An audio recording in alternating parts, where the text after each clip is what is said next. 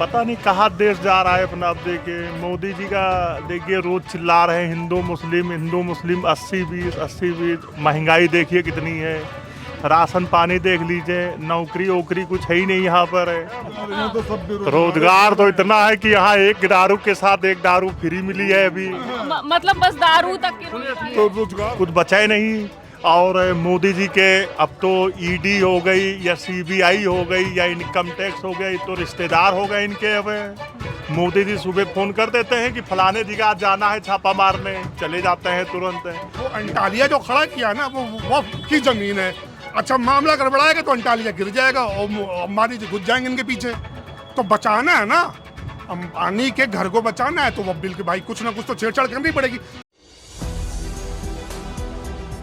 नमस्कार, मैं हयात अब्बास और आप देख रहे हैं 4PM news network. Modi ji का बयान वफ़ को लेकर जिस तरह से वायरल हो रहा है, लोगों के बीच चर्चाएं चल रही हैं, वहीं दूसरी तरफ राहुल गांधी का जो हेराल्ड केस है उसको लेकर भी तमाम लोगों में आक्रोश देखने को मिला, क्योंकि लगातार विपक्ष के साथ साथ आम जन लोग भी ईडी की गिरफ्तारी पर या ईडी के संबंध पर सवाल उठा रहे हैं। लोगों के बीच जान लेते हैं कि क्या कुछ सोच रहे हैं सारे वफ़ बिल को लेकर, तमाम जो चर्चाएं चल रही हैं इस सब मुद्दे पर लोगों की क्या राय है। सर, कैसे देख रहे हैं आप ये वफ़ बिल? अगर ठीक से लागू होता, मोदी जी कहते तो मुसलमान पंक्चर ना बना रहा होता, एक तरफ ये ईडी की कार्रवाई, इसको कैसे देख रहे हैं आप?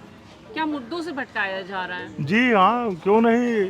महंगाई, बेरोजगारी और ये सब का कोई मुद्दा ही नहीं हो रहा है। बताइए हिंदू मुस्लिम, और बताइए ये ज़मीन का और राहुल जी का, ये सब पता नहीं कहाँ देश जा रहा है अपना। अब देखिए मोदी जी का, देखिए रोज चिल्ला रहे हैं हिंदू मुस्लिम 80-20 80-20। महंगाई देखिए कितनी है। राशन पानी देख लीजिए, नौकरी वोकरी कुछ है ही नहीं यहाँ पर है। सुबह शाम डिबेट हो रही हिंदू मुस्लिम, कुछ बचा ही नहीं। और मोदी जी के अब तो ईडी हो गई या सीबीआई हो गई या इनकम टैक्स हो गया, तो रिश्तेदार हो गए इनके। अब मोदी जी सुबह फोन कर देते हैं कि फलाने जगह जाना है छापा मारने, चले जाते हैं तुरंत। बिहार का इलेक्शन आ रहा है, इसीलिए देखिए अब ईडी की कार्रवाई हो रही है। अभी इन्हीं के नेता के ऊपर देखिए अभी कोई कार्रवाई नहीं चल रही है। बृजभूषण सिंह देख लीजिए, इनका नाम है, जो उत्तर प्रदेश के माने जाने मतलब बड़े नेताओं में गिनती है। इनके ऊपर अभी कोई ईडी ना पीडी कहीं कुछ नहीं। अभी एक हेलीकॉप्टर लेके आए हैं, अभी तक नहीं वहाँ पहुँच नहीं पाई। क्या हेलीकॉप्टर की जांच नहीं होगी क्या कि इतना रुपया कहाँ से आ रहा है इतना? हिंदुस्तान में मोदी जी और योगी जी चिल्लाए बोल रहे हैं 80 करोड़ लोग को राशन दिया जा रहा है। तो ये बताइए भैया, जो उनके पास हेलीकॉप्टर कैसे आ रहा है इतना महंगा? केवल हम लोग को 5 किलो राशन पे ही जिंदा रहना है क्या? और सुबह शाम हिंदू मुस्लिम करना है क्या अब हम लोग को? बहुत बेहतर बात आपने कही कि उनका खुद के तो वो हेलीकॉप्टर में चल रहे हैं और लोग, गरीब लोग, और पेट्रोल डीजल और तमाम चीज़ों के दाम बढ़ रहे हैं। और हमारे यहाँ उत्तर प्रदेश के मुखिया जी, अभी उस दिन मैंने बयान सुना, वो कह रहे हैं कि हमको 3 साल का और टाइम दीजिए, 3 साल में गरीबी दूर कर देंगे। मुझे तो नहीं लगता है कि 3 साल में गरीबी दूर करेंगे। ये लगता है कि 80 करोड़ से लेके 100 करोड़ ऊपर हो जाएंगे, कि ये लोग यही बोलेंगे और पूरे हिंदुस्तान में होल्डिंग लगेगी कि 100 करोड़ लोग को मैं 5 किलो राशन दे रहा हूँ। भाई ये तो क्या राशन इतना जो है असर डाल रहा है लोगों पे कि लोग वोट करने लग रहे हैं? मैडम, राशन तो एक हुआ है कि राशन की वजह से वोट कर रहे हैं, इसमें विपक्षी पार्टियों की भी अपनी गलती है, वो पब्लिक तक पहुंच ही नहीं रहे। रही बची बात, अभी आप वक्फ बिल की बात कर रही थी, वो पार्टी ये क्लेम कर रही है जिसके पास 0 MP है मुस्लिम्स के, एक मतलब उनको रिप्रेजेंटेशन देने को तैयार नहीं है। देश के वो प्रधानमंत्री ये बात बोल रहे हैं जो इन चुनावों से पहले अभी कह रहे थे कि अगर वो जीत गए तो मुसलमान आएंगे, आपके घर की भैंस खोल ले जाएंगे, मंगलसूत्र बेच देंगे। यार पता नहीं कौन से मुंह से बोलते हैं ये सब। मतलब ये दोगली टाइप की बातें हो गई ना। अब बची बात कि ये सब होता क्यों है। देखिए है क्या कि इनके पास काम करने के लिए इकोनॉमिक, आदमी हर चीज़ से समझौता कर लेगा, लेकिन पेट से कहाँ से करेगा? पेट से समझौता नहीं हो सकता। तो पब्लिक को बेवकूफ़ बनाए रखने के लिए इंगेज रखना है। अच्छा, आम आदमी की भी गलती सटीक मैं मानता हूँ। देखिए जो आदमी अपने घर से निकल रहा है, सुबह निकलता है, शाम को अपने घर वापस जाता है पूरे हेक्टिक के बाद, तो वो सोचता है 2 मिनट या टीवी देख लें। जब वो टीवी देखता है तो उसे क्या दिखता है? मोदी मोदी मोदी मोदी मोदी मोदी, ये मोदी वो। तो उसको ये लगता है कि सिर्फ मैं ही परेशान हूँ, बाकी तो पूरा हिंदुस्तान खुश है। उसको ये नहीं पता कि हमारा पड़ोसी बेचारा लुट गया, मैं भी लुट रहा हूँ। नहीं तो पाकिस्तान की आप बात पे आ जाती है ना। वो ही असल में देखिए, वो भी एक सेंटिमेंट से खिलवाड़ है ना। अच्छा, पाकिस्तान की आवाम क्या चाहती होगी कि यहाँ के लोग मर जाए, या यहाँ का आम आदमी जहाँ तक पाकिस्तान लुट जाए, उजड़ जाए? कोई आम आवाम ये नहीं चाहती। हर आवाम अपने जीवन में, मैं कहता हूँ कि आप कोई भी हो, वो अपने जीवन में व्यस्त है। वो अपना जीवन बेहतर कैसे करेगा, वो इस बारे में सोचता है। उसे ये सोचने नहीं देना है। आप अपने बच्चों की पढ़ाई के बारे में मत, ये अप्रैल का महीना चल रहा है, किसी भी गार्जियन से जाके पूछ लीजिए जो मिडिल क्लास का है, जिसकी 20,000 रुपये तनख्वाह है, वो अपने बच्चे को कहाँ पढ़ा रहा है, कैसे पढ़ा रहा है, उसकी हालत खराब होगी इन महीनों में। स्कूलों की फीस आप देखिए, प्राइवेटाइज, और स्कूल मनमाने हिसाब से जीएसटी लग रही है, फीस बढ़ाए डाल रहे हैं। कोई मतलब नहीं है, कोई पूछने वाला नहीं उनसे जाके, भाई साहब क्या कर रहे हो, लेकिन वो फीस बढ़ रहा है। अच्छा, मोदी जी को इन सब से मतलब, ये ऊपर है, वो तभी एकदम कंगरा ना हो तो सुने कि वो भगवान के अवतार है। नहीं वो चांद में दाग हो सकता है, लेकिन मोदी जी में दाग नहीं। मोदी जी असल में पूरा करिया है, हमें दाग कहाँ लगाई हो? का आदमी गोरा हो तो दाग लगा दोगे, पहले ही से एकदम फुल भैंसिया ब्लैक है वो, तो उसमें अब दाग लगना संभव नहीं है। या तो पूरा उनको पहले चूने से पोत दो और उसके बाद में दाग लगाओ। अब चूने से पोतने का मतलब है कि उनकी हर बात उल्टी हो जाएगी। वो आदमी सुबह शाम, हम इस देश से पहले, मुझे इस बात से तकलीफ नहीं है कि वो देश के प्रधानमंत्री हैं या उनकी सोच क्या है, आप किस बैकग्राउंड से आते हैं, आपका विचार क्या है। क्या इससे पहले अटल जी संघ के आदमी नहीं थे? वो इस देश के प्रधानमंत्री नहीं बने, लेकिन उन्होंने जैसे ही संविधान की शपथ ली, संघ की बातें संघ के दरवाजे तक छोड़ के आए ना, या चुप्पे से जो भी करते, लेकिन सार्वजनिक जीवन में उन्होंने लागू या इस तरह की बातें नहीं की। ये व्यक्ति एकदम से सामंती, जब आप जाति जनगणना की बात करेंगे, जैसे ही कोई दूसरा जाति जनगणना की बात करेगा तो पब्लिक में हमारे प्रधानमंत्री जी क्या बोलते? 2 ही जाति है, अमीर और गरीब। और जब वोट मांगना होगा तो कहेंगे हम तो ओबीसी हैं, हम तेली जमात से आते हैं। तो ये सब दोगली बातें हैं। और देखिए, आम पब्लिक को ये समझना पड़ेगा, आज समझे कल समझे, अपने बच्चों के बेहतरी के लिए सोचना होगा। अब वक्फ बिल और इस पर बात, ठीक है, आपने वक्फ बिल बना ली, आज सुप्रीम कोर्ट में सुनवाई थी ना, मैं बहुत ज़्यादा तो नहीं सुन पाया, लेकिन 2-4 चीज़ें समझ पाया कि वक्फ बिल में सुप्रीम कोर्ट ने सरकार से पूछा, एक बात बताओ कि जो हिंदू के ट्रस्ट हैं, क्या उसमें नॉन हिंदूज को तुम एंट्री दोगे? इन्होंने दिया है ना, बहुत ज़्यादा जानकारी, लेकिन ये कुछ वाजिब सवाल जो आम जनमानस में हैं। अब देखिए, वक्फ बिल में हो सकता है कि कई खामियां रही, मान लेते, लेकिन आपको जब आपको मालूम ही नहीं है कि वक्फ बिल में खामियां हैं या नहीं, मैं मान लेता हूँ कि मैंने कहा ना कि खामियां हैं या नहीं है, आप सरकार लेके आइए तो बेहतर करने के लिए लाई होगी। ये पब्लिक में पहले, अब जैसे जो भी हम लोग तो जब संसद देखते हैं, जेपीसी जो बैठी थी, जो विपक्षी जितने दल के नेता थे, वो तो यही बोल रहे थे कि महाराज हमारी आपने एक भी बात नहीं सुनी। अच्छा, मैं सर आपसे एक क्वेश्चन करना चाहूँगी। आप कह रहे हैं वक्फ बिल में खामियां नहीं है, ठीक है, मोदी जी ये क्यों कह रहे हैं कि अगर वक्फ बिल टाइम पे लागू हो जाता तो आज मुसलमान पंक्चर ना बना रहा होता? क्या सिर्फ मुसलमान ही पंक्चर बना रहा है देश में, या मुसलमानों को सिर्फ पंक्चर के साथ जोड़ा गया है? मुसलमानों को पंक्चर के साथ जोड़ा नहीं गया है, मुसलमानों की तरक्की ही भाजपा सरकार में हुई है। तो फिर ये क्यों कह रहे हैं कि आज पंक्चर बना रहा ना होता मुसलमान, यानी कि आज भी पंक्चर बना रहा है, मुसलमानों की आज भी स्थिति वही है? या फिर आप सिर्फ ये दिखाना विदेश नीति न खोले होते तो मुसलमान जाता सऊदिया उदिया?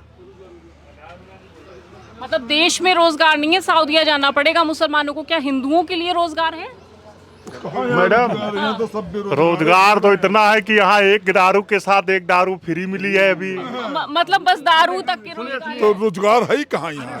सब बेरोजगार घूम रहे हैं, जिनकी सर्विस लग गई उसको सर्विस नहीं मिल रही है, डॉक्टरों के ऊपर कोई प्रतिबंध नहीं है, स्कूल पे कोई प्रतिबंध नहीं है, ये सब भी तो होना चाहिए। बहुत बातें बहुत की कोई खामी नहीं है। अभी मैंने सिर्फ एक ही बात बोली थी आपसे वक्फ बिल की। आप कोई हिंदू मंदिर का ट्रस्ट है, किसी मुस्लिम को उस ट्रस्ट में रखेंगे महत्वपूर्ण पद पर? अरे हमारे हिंदू में मंदिर मैं आपसे नहीं, मैं जाने वाने की बात नहीं है, आप कोई नहीं जाता है। देखिए ये बातें आप मत कीजिए उल्टी सीधी की जाता है। मैं सिर्फ इतना कह रहा हूँ कि धर्म एक निजी मसला है, किसी को छेड़ने की उसको जरूरत नहीं है। जिनकी वक्फ की जितनी भी प्रॉपर्टी है सब बड़े बड़े लोगों ने कैप्चर कर रखी है। कौन है मैं बताता हूँ कौन है। ये वक्फ बिल क्यों है, अब इनको चचा को बताना बहुत जरूरी है। चचा को इसलिए जरूरी है कि वो जो अंबानी है ना, उनके हमारे प्रधानमंत्री जी को जो फाइनेंसर हैं, वो अंटालिया जो खड़ा किया ना, वो वक्फ की जमीन है। अच्छा मामला गड़बड़ाएगा तो अंटालिया गिर जाएगा और अंबानी जी घुस जाएंगे इनके पीछे। तो बचाना है ना, अंबानी के घर को बचाना है तो वक्फ बिल के भाई कुछ ना कुछ तो छेड़छाड़ करनी पड़ेगी आम आदमी के लिए। सरकार से बड़ा लैंड माफिया कौन है? अभी सुप्रीम कोर्ट ने डिसीजन लिया कि जो घर गिराए महाराज आपने बुलडोजर लेके 10 लाख रुपया दीजिए। अरे हम क्या 10 दीजिए 25 दीजिए, सुप्रीम कोर्ट क्यों करेगी? सुप्रीम कोर्ट को कहना पड़ा कि यूपी में लॉ एंड ऑर्डर तो महाराज है ही नहीं, लॉ एंड ऑर्डर है नहीं सुप्रीम कोर्ट का। जबकि डबल इंजन की दुहाई देते हैं। अरे डबल इंजन क्या भाई साहब, आप एक बात बताइए, मान लीजिए कि इन्हीं का बेटा कल गलती से कोई क्राइम कर दे, क्या इनकी क्या गलती है? इनकी पत्नी की क्या गलती होगी? इनके दूसरे बच्चों की क्या गलती होगी? ये सब रोज संविधान की शपथ लेने के बाद संविधान की ऐसी तैसी करते हैं, खाते हैं ना कि मैं संविधान की शपथ लेता हूं कि फला फला फला के बाद में सबको बराबर। राजा क्या होता है? राजा वो होता है उसके लिए सब बराबर हैं, चाहे कोई किसी जात से हो, चाहे किसी संप्रदाय से हो, या किसी धर्म से हो, या किसी जात से हो। हमारे देश के कर्ता धर्ता है ना प्रधानमंत्री जी, ओपन कौन बोलता है जाके मन से कि मुसलमान आएगा भैंस को ले जाएगा, मंगलसूत्र बेच ले जाएगा, और कहें जीरो रिप्रेजेंटेशन है मुस्लिमों का भाई बीजेपी में, जीरो रिप्रेजेंटेशन। जानते दिक्कत क्या है? जिस तरीके से हिंदुओं को बांटा गया है ना जाति में, और भयानक तरीके से अब एक प्रक्रिया ऑन है, जितना बांट पाओ। अभी कल हमारे एक बड़े भाई से मिले थे, ब्राह्मण है, उन्होंने मुझसे एक बड़ा बढ़िया बात बोली, कही कि तुमको क्या लग रहा है, केवल जाति जाति नहीं है, जतिया में उपजात भी है।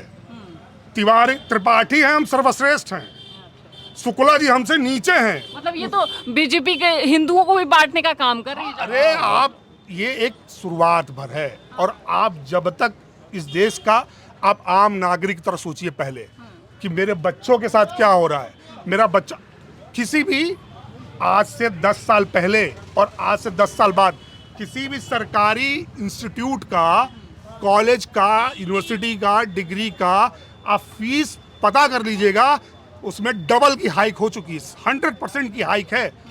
अच्छा तो क्या उसमें केवल मुसलमान का बच्चा पढ़ता था? हिंदुओं के बच्चे पढ़ते थे कि नहीं पढ़ते थे? मुझे लगता है ये फीस बढ़ाने को ही इस एजुकेशन सिस्टम सही बता रहे हैं, राइट? इनको संघ की भाषा पढ़ानी है। वो अभी आप सुनिए, एनसीईआरटी किताबों से मुगल गायब कर दोगे तो क्या मुगल आए नहीं थे? क्या आए नहीं थे? क्या इस देश में खत्म?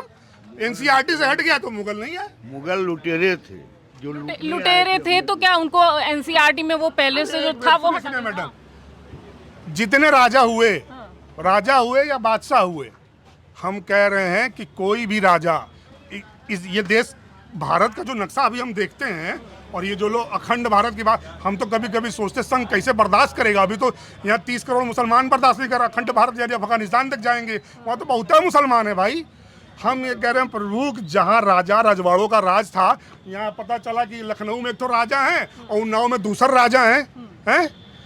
यहाँ भारत का कौन सा कॉन्सेप्ट था भाई? अच्छा, ये कहते हैं भारतीय जनता पार्टी कहती है हम राम को जो लाया हम उसको लेके आएंगे, तो अपने ही वहाँ पर ही क्यों हार गए जहाँ पे राम मंदिर बनवाया? अरे भाई हार गए तो कहीं कमी रही होगी। अरे कमी तो ये रही होगी 400 पार। SC और बैकवर्ड वाले अब इतने बेवकूफ भी नहीं रह गए भैया।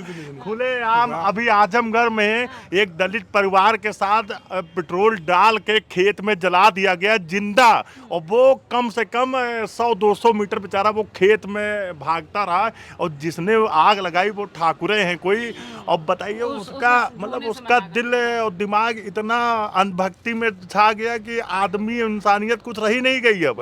लेकिन ये ठाकुर साहब इंसानियत की बात कर रहे हैं, समझ रहे हैं, उसका सपोर्ट नहीं कर रहे हैं वो ठाकुर, ये पूछिए इनसे।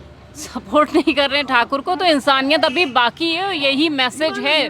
मैसेज की बात नहीं, मैं क्या कहता हूँ, आप एक आम भारतीय नागरिक के हिसाब से सोचिए भाई।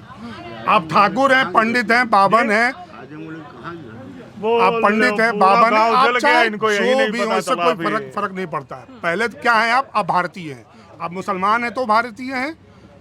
अभी चचा कह रहे थे ना कि मुगल आए। देखिए, इस तरह की चर्चाएं तो हम करते रहते हैं लोगों के बीच। उम्मीद है कि आपको पसंद आई होगी ये चर्चा, और बहुत काम की बात बोली, और एक बड़ा अच्छा मैसेज है कि लोगों को हिंदू मुसलमान से ऊपर उठकर विकास और रोजगार पर सोचना चाहिए। कैमरा पर्सन सत्यनारायण के साथ मैं हयात अब्बास, 4PM न्यूज़ नेटवर्क।